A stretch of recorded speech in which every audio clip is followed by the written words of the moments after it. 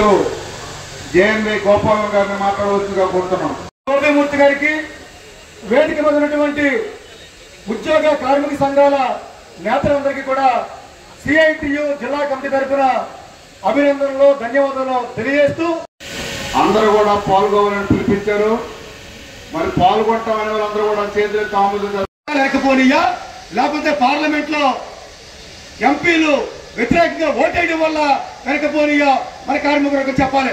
చెప్పండి, మీరు పోరాడదాం, ఎమ్మెల్సీ గారి సహకారం తీసుకొని మరింత ఉధృతంగా పోరాడదామని ఆయనకి మీ అందరూ అర్థోత్తరాల ద్వారా ధన్యవాదాలు తెలియజేయండి. పోరాటం చేయవలసినటువంటి అవసరం ఉంది. పోరాడితే పోయేదేమీ లేదు, బానిస సంఖ్యలు తప్ప అనే నినాదం మనం స్ఫూర్తిగా తీసుకుని మనం బిగించినటువంటి పిడికిని మరింత బిగించి మన కార్మిక జెండాని మరింత పైకెత్తి ఈ కార్పొరేట్ విధానాలకు వ్యతిరేకంగా, కార్పొరేట్ విధానాలను పరిపాలించే పాలకులకు వ్యతిరేకంగా భవిష్యత్తులో పెద్ద ఎత్తున పోరాటానికి ఓర్చెల్లాలి కార్మికుల ఐక్యత, ఓర్చెల్లాలి కార్మికుల ఐక్యత. ఇంకా కొద్ది సమయమే. కార్మికుల ఐక్యత, కార్మికుల ఐక్యత, కార్మికుల ఐక్యత, కార్మికుల ఐక్యత. ఓర్చెల్లాలి మేడే, ఓర్చెల్లాలి మేడే. వ్యతిరేకించండి, కార్మికులపై భారాలు వేయండి. లాభాలు కోరుతున్నాం, మోడీ ప్రభుత్వం తెచ్చిన లాభాలు కోరుతున్నాం. అమలు చేయాలి కార్మిక చట్టాలను, అమలు చేయాలి కార్మిక చట్టాలను, అమలు చేయాలి కార్మిక చట్టాలను. ఓర్చెల్లాలి may day, may day, may day, may day, may day, may day. ఓర్చెల్లాలి కార్మికుల ఐక్యత, ఉద్యోగ కార్మికుల ఐక్యత, ఉద్యోగ కార్మికుల ఐక్యత. తెచ్చిన లాభాల కోట్లను రద్దు చేయాలి, మోడీ తెచ్చిన లాభాల కోట్లను కాపాడాలి. ప్రభుత్వ రంగాన్ని కాపాడాలి, ప్రభుత్వ రంగాన్ని తగ్గించాలి, నిరుద్యోగాన్ని తగ్గించాలి, నిరుద్యోగాన్ని.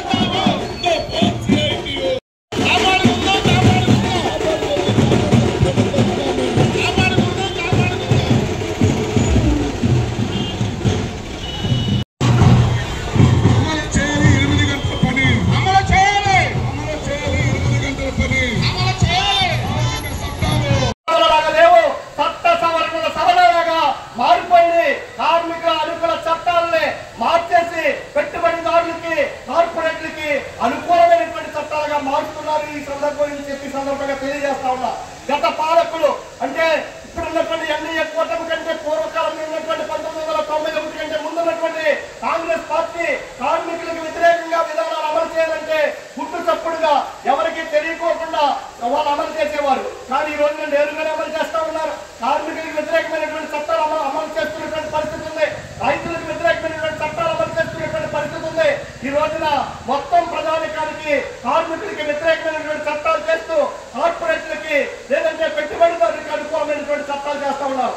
ఈ మధ్యకాలంలో సోషల్ మీడియాలో చూసాం, వైజాగ్ లో ఏదో ఒక ఎకరం 99 పైసలకి ఇచ్చారంట. చూసారా మీరు?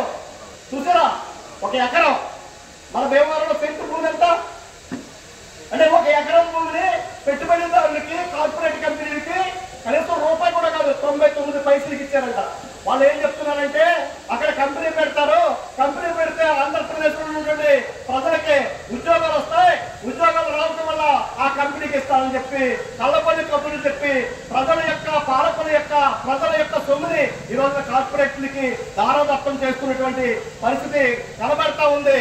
కానీ మన సమస్యల పరిష్కారం కోసం మన స్వతంత్రం వచ్చినప్పుడు కానీ స్వతంత్రానికి పూర్వకం కానీ మనం సాధించుకున్నటువంటి రాయితీలు కానీ చట్టాలు కానీ మన కార్మిక వర్గం చేసినటువంటి పోరాటాల ఫలితంగా సాధించుకోవడం తప్ప ఏ పాలకుడు మనకి దయాదాక్షిణ్యాలు చేసేటువంటి పరిస్థితి లేదనేది మనం అర్థం చేసుకోవాలి.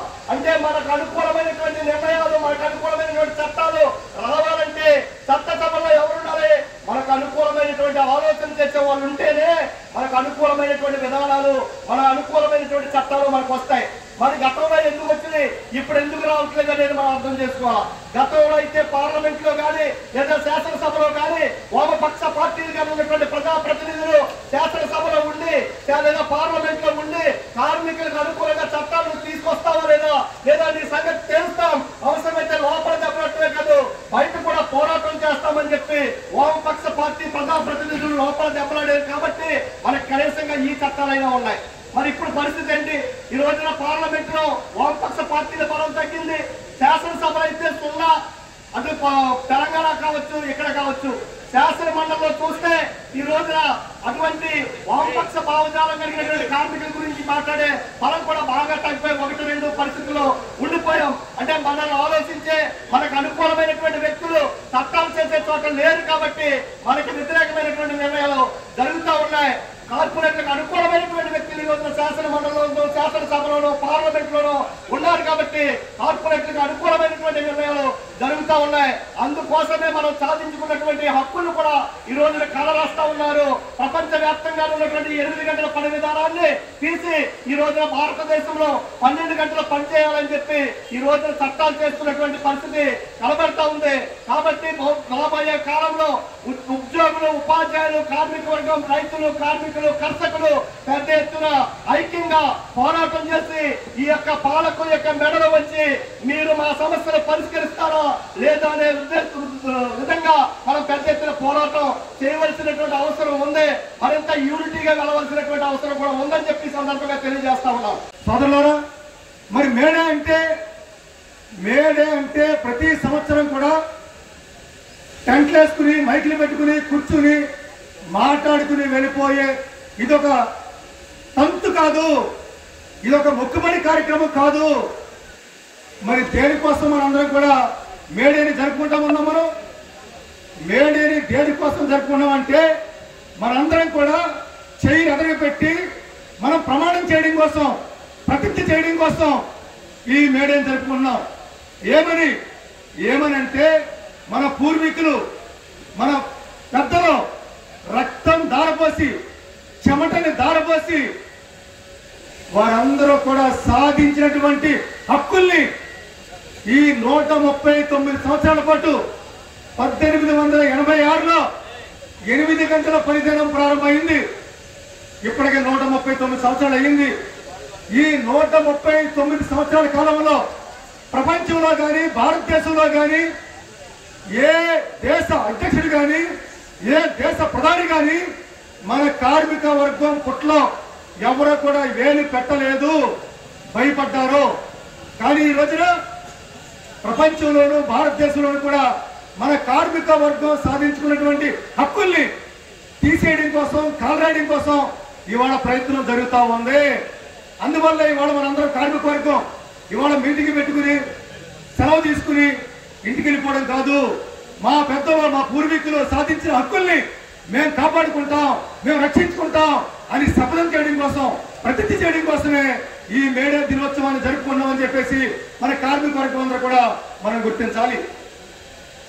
ఇవాళ భారతదేశంలో 140 కోట్ల మంది మొత్తం జనం ఉంటే ఆ 140 కోట్ల మందిలో సుమారుగా 50 కోట్ల మంది పైగా మన కార్మిక వర్గం ఉన్నారు.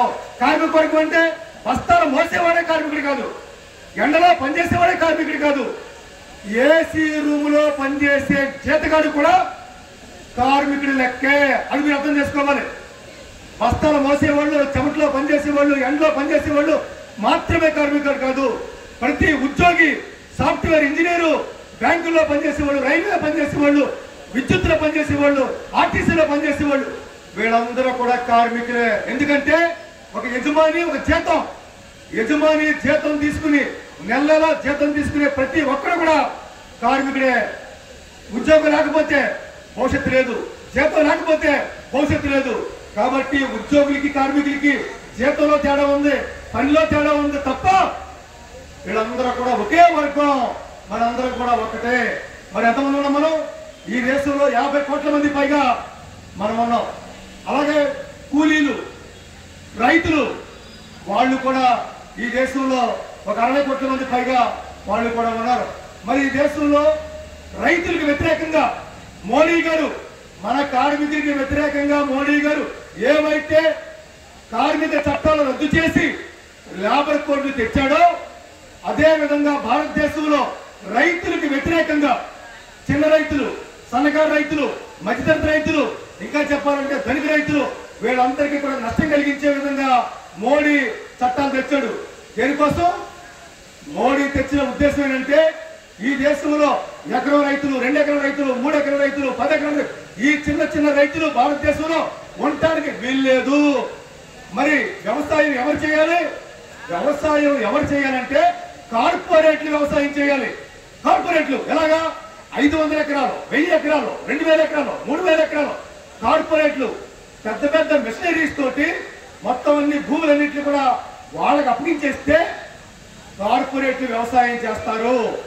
వీళ్ళందరూ కూడా భూముల నుంచి తరిమేయడం కోసం మోడీ రైతు వ్యతిరేక చట్టాలను తెస్తే పంజాబ్ రైతులు, హర్యానా రైతులు, ఉత్తరప్రదేశ్ రైతులు, రాజస్థాన్ రైతులు, ఢిల్లీ దగ్గరగా ఉన్నటువంటి రాష్ట్రాలు ఏవైతే 4 రాష్ట్రాలు ఉన్నాయో ఆ రాష్ట్రాల్లో ఉన్నటువంటి రైతులందరూ కూడా రోడ్డు మీదకి వచ్చి, రోడ్డు మీద కంటే ఏ ఊళ్ళో ఆ ఊళ్ళు కాదు, ఢిల్లీ వెళ్ళి సంవత్సరం పాటు అనేక ఉద్యమాలు, పోరాటాలు చేసి ఇటువంటి కంట్లో వేసుకుని రోడ్డు మీద కూర్చుని అక్కడే వంట చేసుకుని, అక్కడే తిని, అక్కడే పడుకుని ఏ టైంలో?